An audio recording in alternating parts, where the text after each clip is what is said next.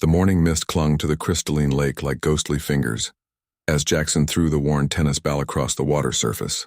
His German Shepherd Max bounded into the shallows, with unbridled enthusiasm sending ripples across the mirror-like expanse of Lake Serenity. "Good boy, Max," Jackson called out, his voice echoing across the alien landscape. 3 years had passed since humanity's first contact with the Draconian Empire, and yet Jackson still marveled at the otherworldly beauty of their shared colony world. Nexus Prime. The purple-tinged sky and twin suns created an ethereal atmosphere that never failed to take his breath away. Lily emerged from their small research station, her auburn hair catching the morning light as she approached with 2 steaming cups of coffee. "You're up early again," she observed, settling beside Jackson on the grassy embankment. "Couldn't sleep," Jackson admitted, accepting the warm mug gratefully. "The peace talks are supposed to conclude today. I keep thinking about what happens next." The relationship between humans and dragons had been tense since first contact. While not openly hostile, the massive intelligent reptilian beings had made it clear they viewed humans as inferior creatures, barely worthy of sharing the same galaxy, let alone the same planet. The current colony arrangement was more of a grudging tolerance than genuine cooperation. Max's excited barking suddenly turned frantic. Jackson and Lily looked up to see the German Shepherd swimming frantically toward the center of the lake, where something small and dark was struggling in the water. "What is that?" Lily squinted, raising her hand to shield her eyes from the sun's glare. Jackson pulled out his binoculars and focused on the scene. His blood ran cold. "It's a dragon cub. It's drowning." Without hesitation, Jackson sprinted toward the water's edge, but Max was already there. The loyal dog had reached the struggling creature and was attempting to support it with his body, paddling desperately to keep both himself and the small dragon afloat. "The current's too strong," Jackson shouted, diving into the lake fully clothed. The water was colder than expected, and the alien minerals made it denser than earth water. Swimming here required more effort, more strength. Lily was already on her communicator calling for emergency assistance, but Jackson knew help wouldn't arrive in time.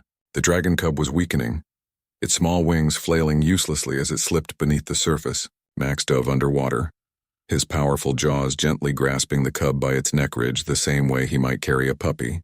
The German Shepherd's training and instincts kicked in as he fought against the current, his strong legs working overtime to reach shallower water. Jackson reached them just as Max's strength began to falter. Together, human and dog managed to drag the unconscious dragon cub to shore. The creature was no larger than a house cat, its scales a brilliant emerald green that seemed to shimmer even in its unconscious state. "Is it breathing?" Lily asked, kneeling beside them. Jackson pressed his ear to the small chest, hearing a faint heartbeat but no breathing. Without thinking, he began performing mouth-to-mouth resuscitation, adapting the technique for the dragon's different physiology.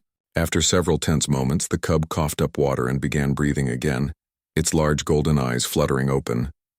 The sound of approaching hover vehicles filled the air. Dragon rescue teams were arriving, their massive forms casting shadows across the lake. But Jackson's attention was focused on the small creature in his arms, which seemed to be studying him with an intelligence far beyond its apparent age. Elder Thanore, the dragon colony leader, landed with a ground-shaking impact. His massive form, easily 30 FT long, approached cautiously, his ancient eyes taking in the scene. Other dragons followed, forming a semicircle around the unlikely rescue party. "The youngling lives," Elder Thanore observed, his voice a deep rumble that seemed to emanate from the earth itself. Jackson gently handed the cub to its rescuers, but the small dragon clung to his shirt, chirping softly. Max sat proudly beside them, his tail wagging as if he understood exactly what he had accomplished. "Your animal," Elder Thanore said slowly, risked its life for our young." "Dogs are loyal," Jackson replied simply. Max saw someone in trouble and acted. That's what good beings do. The elder dragon's expression was unreadable, but something shifted in his ancient eyes. He spoke rapidly in the dragon tongue to his companions, corresponded with what sounded like surprised murmurs. "What's happening?" Lily whispered. Elder Thanore turned back to them, his massive head lowering until he was eye level with Jackson. "Human Jackson, in our culture, one who saves a dragon youngling becomes bound to our clan by the sacred debt. But never has this involved a non-dragon." He paused, considering his words carefully. "Your companion, this dog, has shown the heart of a dragon. This changes things." Over the following days, word of Max's heroic rescue spread throughout both communities. Dragons who had previously avoided human contact began visiting their search station, bringing gifts and sharing stories. Children from both species played together for the first time, with Max serving as an enthusiastic ambassador between worlds. The peace talks, which had been stalling 4 months, suddenly accelerated. Elder Thanore proposed something unprecedented, a true alliance, not merely coexistence.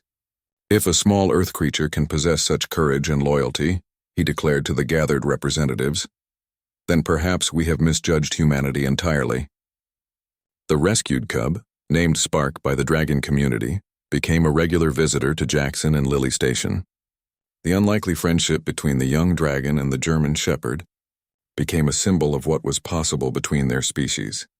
As Jackson watched Max play fetch with Spark, the dragon cub learning to retrieve sticks with the same enthusiasm as any puppy, he marveled at how a simple act of compassion had transformed everything. Who would have thought, Lily said, joining him on the porch, that first contact diplomacy would be solved by a German shepherd?